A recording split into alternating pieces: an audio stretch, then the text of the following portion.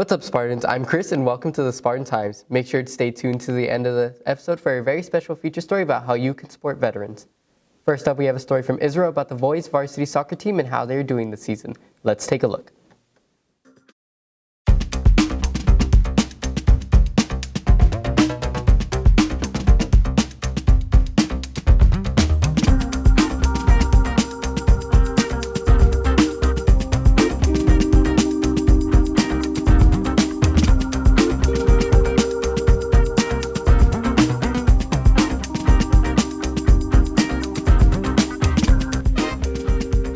Hey there guys, my name is Israel Cordova and today I will be reporting to you on the boys varsity soccer team.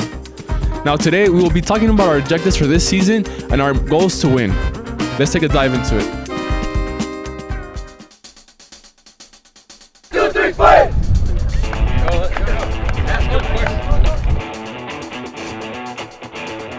So my name is Omar Acosta. My thoughts on the soccer team is that we have a good, young, talented team this year, and we're gonna go far this season. Our objectives, well, first of all, making it a playoffs, finishing with a good seed here at district, and whatever happens, honestly, it's a blessing. The overall attitude, honestly, I think it's actually a great one. We bond with each other. It's like a family instead of a team. It's a great team spirit, and it's honestly a really good vibe. I think it's going to be a good season. If we work hard and put the work in, we'll get the results that we want. We started off pretty, well, not distant, but we didn't know each other that much, and as the season goes on, we start to know each other and know how we play and all that, so it's pretty good.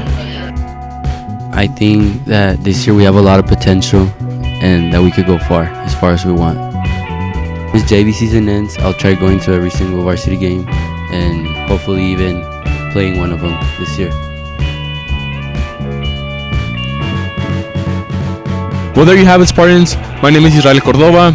This has been the boys varsity soccer team story. We hope to see you out there in the field. We will be giving it our all, not only for ourselves, but for the school. Thank you.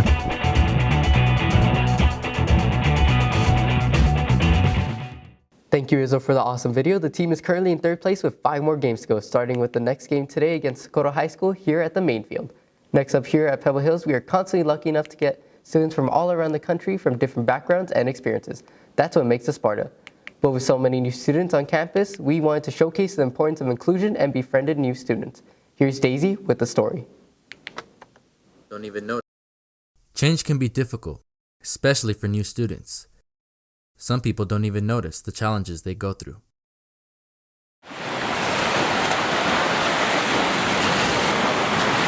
And so when I found out I had to move halfway through my junior year, it kind of made me upset.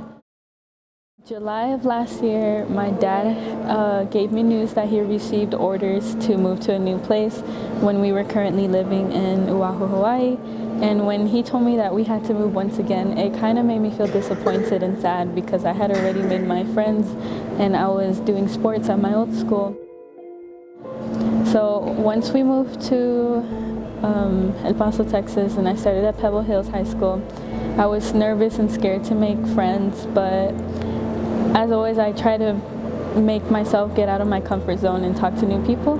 So when I tried that here, I kind of felt like people were brushing me off. Like when I would see people sitting alone at school or at lunch, and I would try to go up to them, they wouldn't, and I would try to have a conversation, they wouldn't really try to have a conversation back. And I did not like that I moved here, but then I kind of realized that it was my senior year and I was graduating soon, and that friends won't be there in the long run, so I just kind of focused more on my schoolwork and tried to get through the rest of the school months and graduate.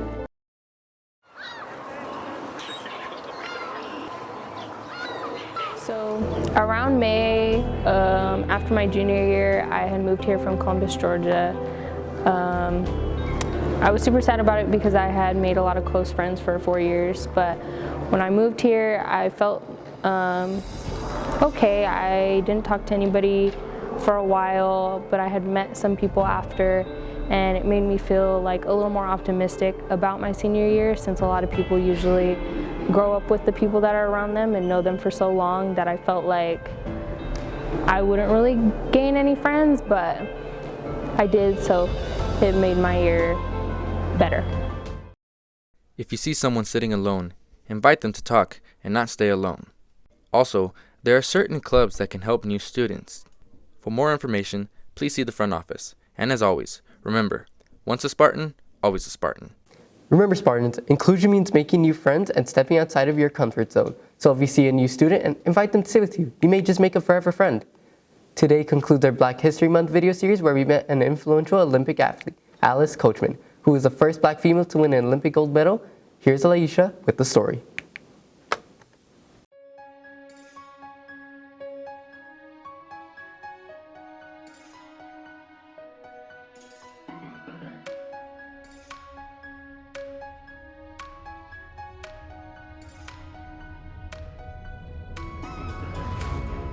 Alice Coachman was born November 9, 1923, in the segregated South. She was a child passionate about track, but wasn't allowed to practice with organized sports due to her skin color.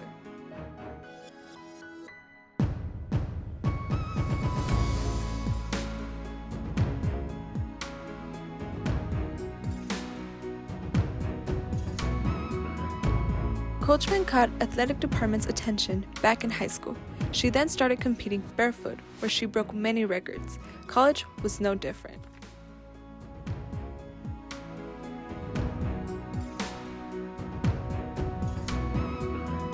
World War II did not allow the Olympics of 1940 and 1944 to happen. Yet in 1948, the Olympics at London, Alice became the first African American woman to win gold.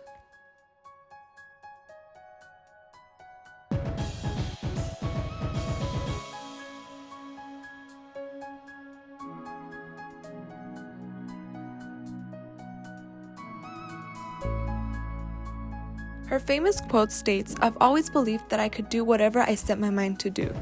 And even after so many years, this quote still inspires many.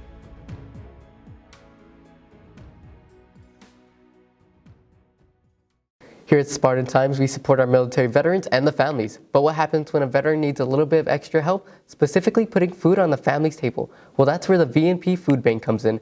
Our feature story today comes from Trino, and he gives us some information on how you could help a veteran in need.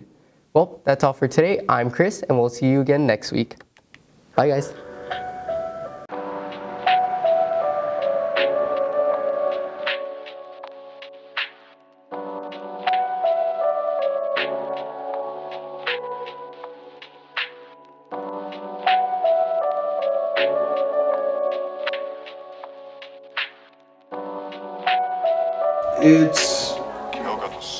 I think a lot of our veterans are challenged by gaps in services from when they get out of the military to functioning in civilian life. And we started this nonprofit to fill the gaps in services that are provided to low-income veterans in the El Paso community. So I run the clothing closet, so when people come in, I can help them pick out the clothes that they need for them and their family who are on file. Well, we help give out hygiene products, food, clothes, pet food. We have haircut vouchers and bus card passes, so we have a bunch of resources we can give to our vets. It takes a lot off, especially if, any veterans who are struggling, going through hard times. It definitely helps out a lot, and it alleviates a lot of stress. We receive the food from the El Paso Fighting for Hunger Food Bank. The clients come in, they register, and their household number between 1 to 4. According to their household number, we distribute food to them. We have canned vegetables, canned fruits. We have cereal. Once in a while we do get lucky and we're able to provide them with fresh fruits and vegetables. We do always provide them with frozen meat every month, and they're able to come in once a month and get that food back. Just don't give up, especially for our veteran community. We're here because there were veterans who weren't getting their needs met, and these are men and women who put their lives on the line. They signed that they would pay any price, up to including their life, to defend our country and protect our way of life. And that deserves some respect, that if they want to make it, we're here to help them make it. And if there's something preventing them from making it, whether it be substance abuse or mental health issues, whatever, we're here to help them ensure that they at least have a minimum standard of living. They have a little bit of food to help, or they have clothes or whatever they need. We're going to help them get what they minimum require, and we send them to somewhere else to help with housing or something else like that. But we want to help take care of the men and women who've paid the price for this country to have the freedoms we have.